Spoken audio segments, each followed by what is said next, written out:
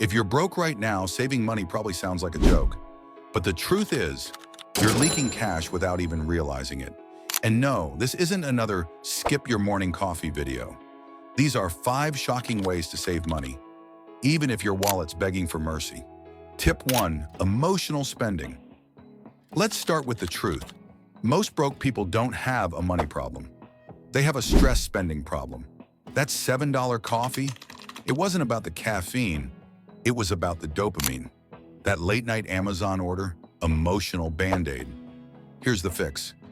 Anytime you're about to buy something, ask yourself, would I buy this if I felt calm, focused, and financially secure? If the answer is no, you're probably chasing a feeling, not value. Tip 2. Automate micro-saving. Apps like Acorns, Capital, or Chime let you save even when you're flat broke. They round up your purchases or stash $1 a day without you thinking. $1 per day equals $30 per month equals $300 to $60 per year. No budget needed, no spreadsheet. You're not just saving money, you're training your brain to save by default, and that's way more powerful. Tip 3. The 48-hour rule. Here's a rule that saved me hundreds. Any purchase over $10, write it down, walk away, wait 48 hours. Almost every time I realize, I don't even want it anymore. Impulse spending doesn't just drain your wallet, it kills your ability to delay gratification. And that muscle is key to building wealth. Tip 4. Audit hidden expenses.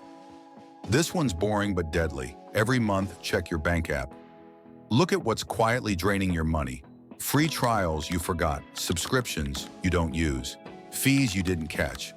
Last month, I found $45 in charges for stuff I hadn't touched in weeks. That's not budgeting, that's just awareness. Tip 5. Turn broke into your weapon. Here's the truth no one tells you. Being broke is a gift if you use it right.